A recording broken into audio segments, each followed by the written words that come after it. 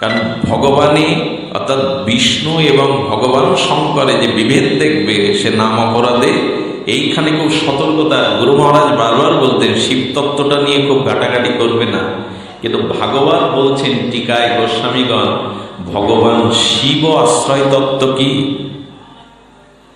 যদি শাস্ত্র থেকে মহাজন টিকা থেকে নিতে হয় তবে শুনুন, ভগবান শঙ্করের নাম তো আশুতোষ, তাই না? কি নাম? অল্পতেই তুষ্ট হন এবং এমন কিছু বর দিয়ে বসেন। আচ্ছা, আপনি লক্ষ্য করবেন পৃথিবীতে যত দৈত্য অসুর কেউ বিষ্ণু উপাসক না, সব শিব এবং ব্রহ্মার উপাসক। এর কারণ কি দাদা? পৃথিবীর সমস্ত উপাসক যারা যারা অসুর দৈত্য, একটাও আপনি আমার সামনে প্রমাণ করতে পারবেন এর বিষ্ণুর উপাসক।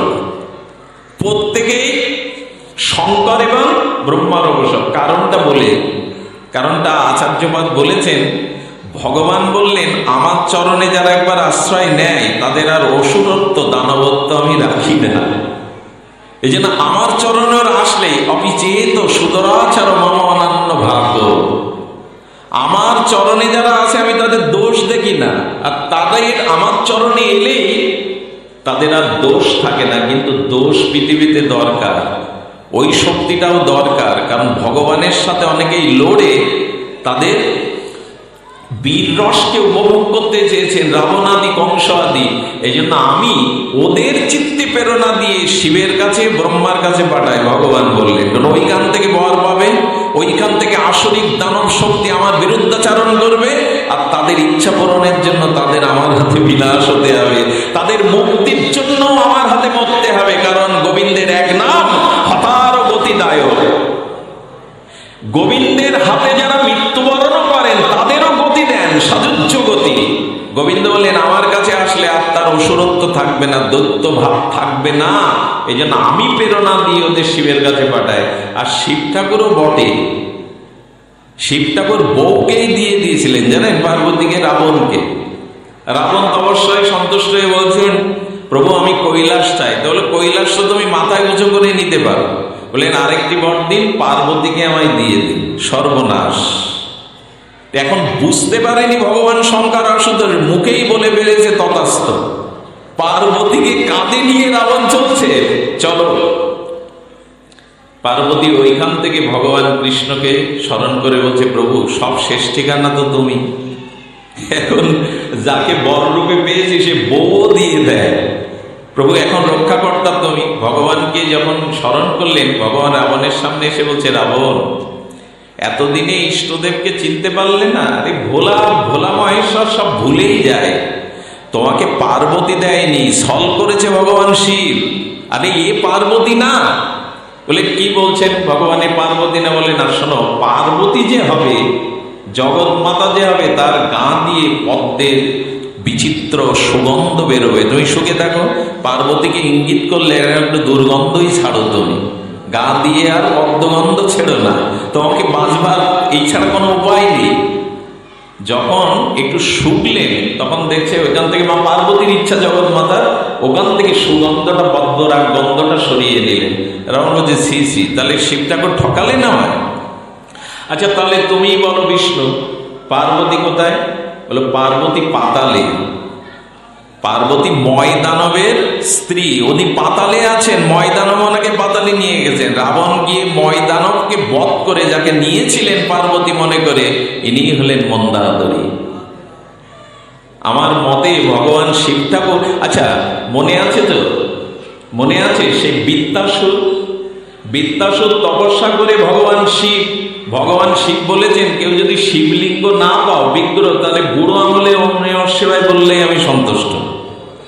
এক গ্রামের সহজ ব্যক্তি শহরে গেছেন শিবরাত্রির দিন, তো অ্যাম্বুলেন্সের সামনে আগে এরকম লাল একটা শিবের মূর্তি থাকতো জানেন, ওই দেখে নমঃ শিবায় বলেছে, ভগবান আশীর্বাদ করে দিয়েছে। এত আশুতোষ যে কি করলেন, বৃত্তাসুর, বেত্রাসুর না, বৃত্তাসুর তখন যার নাম হয়েছিল ভস্মাসুর, তপস্যা করে বললেন বর দিন। কি বর? যার মাথায় হাত দেব সে যেন ভস্ম হয়ে যায়। তথাস্তু। একবারও ভাবলো না শঙ্কর কি বর দিচ্ছি। বলেন শঙ্কর আপনি তো কৃপা করে বর দিলেন, তো পরীক্ষাটা কাকে দিয়ে করব? তা আপনি মাথাটা এগিয়ে দিন, দেখি আপনার বর ঠিক আছে কিনা। আপনাকে ওর ইচ্ছা শিবকে ওইখানে ভস্য করে পার্বতীকে আর কৈলাসকে নেবে। অসুররাম তপস্যা করে ভোগের জন্য। ভগবান শিব বললেন, সর্বনাশ, সে তো আমার পরে আমাকেই শেষ করতে চাইছে। ভগবান দৌড় দিয়েছে।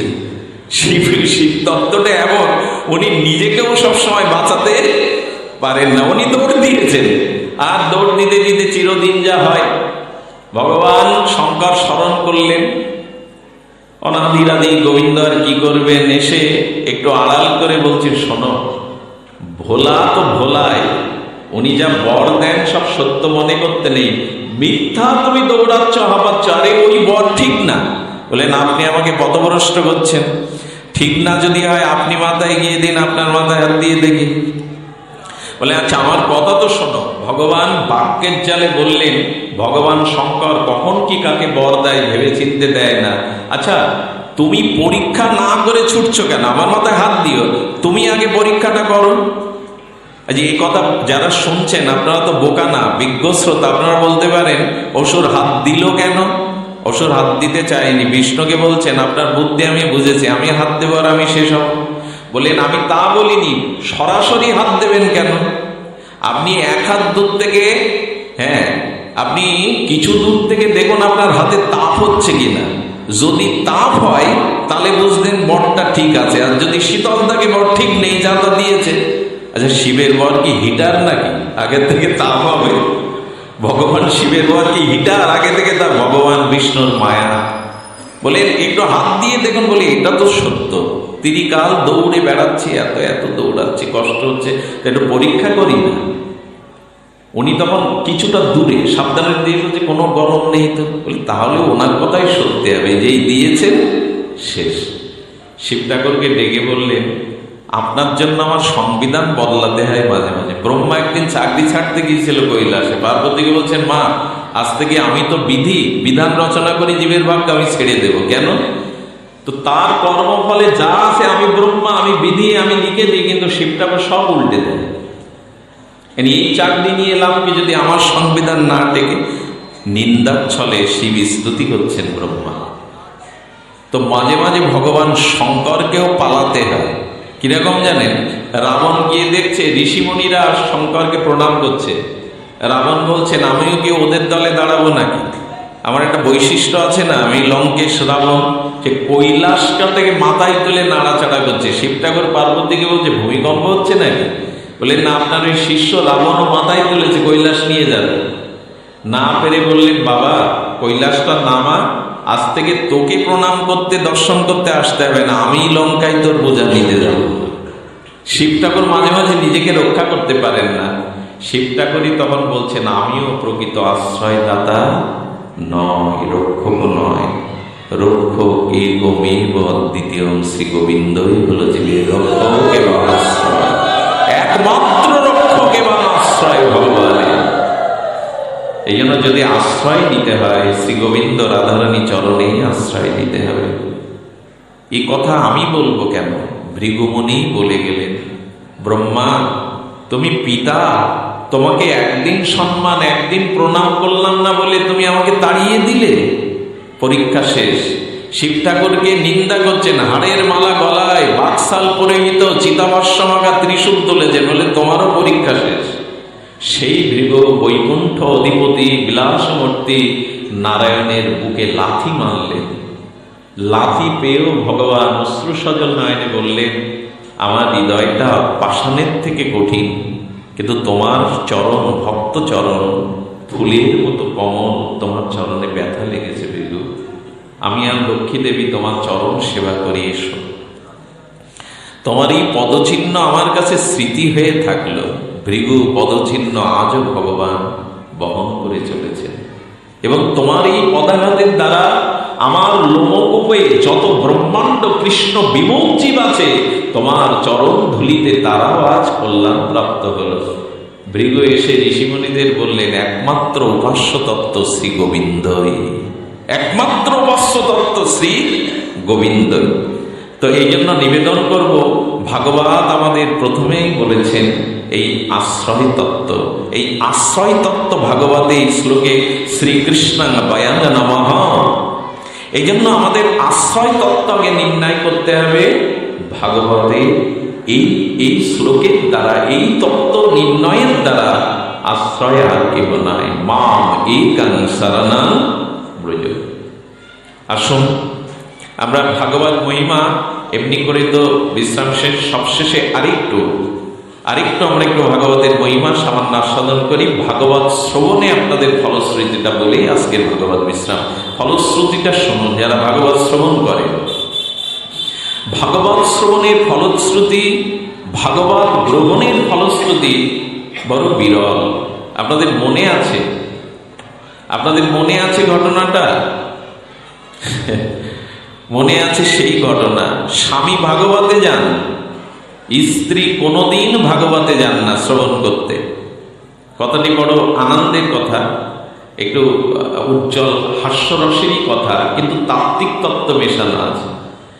ওনার স্ত্রী, এই ভাগবত শ্রোতার স্ত্রী খুব স্থূল ভারী। ওনার একটা স্বভাব হলো যেখানে বসেন ওখানে ঘুমান, যেখানে বসেন ওখানে ঘুমান। তো ঠেলে ঠেলে বলে বলে পাঠিয়েছে, আসে ভাগবত হচ্ছে, যাও না একটু শ্রবণ করে এসো, যাও একটু শ্রবণ করে এসো। যখনই বারবার অনুরোধ করেছে তখন উনি যাওয়ার জন্য মানসিক প্রস্তুতি নিলেন। এখন ভাগবতে যারা ঘোষক হয়, পরিচালক হয়, উনি যে প্যান্ডেলের মধ্যে ঢুকেছেন তখনই কি বলছেন? আসুন আসুন। জীবনে যে ভাগবতে যায়নি, ভাগবত জ্ঞান যার নেই, সে পরিচালকের আসুন আসুন মনে করেছে এই ভাগবতে স্টার্ট হয়ে গেছে। আসুন মানে ভাগবত শ্লোক। তা আসুন উনি এসে পড়েছেন। এরপর পরিচালক বলছেন বসুন বসুন, বসেছেন। আর পূর্বেই বলা হলো বসলে কি আসে? ঘুম আসে। বসার সাথে সাথে ঘুম। 1 ঘন্টা পাঠ হলো ঘড়ি ধরে। পাঠ শেষে কোলাহলে যখন সবাই কোলাহল করছে, ওনার ঘুম ভেঙে গেছে, তখন আর একটা শব্দ শুনলেন, এবার বাড়ি ফিরে যান। কি শুনল? আসুন বসুন আর গৃহে ফিরে যান। ভাগবত শুনে গেল। স্ত্রী সন্ধ্যায় জিজ্ঞাসা করছে কি শুনেছে একটু বলো। বলে আর তোমার ভাগবত, এই 3টেই শব্দই তো শুনলাম, আসুন বসুন আর গৃহে ফিরে যান। বলে শোনো, ভাগবত অক্ষর না, ভাগবত সাক্ষাৎ ভগবান। ভাগবতের এই 3টি শব্দ তুমি জপ করো, চোখ বুঝে বুঝে যতক্ষণ ঘুম না আসে।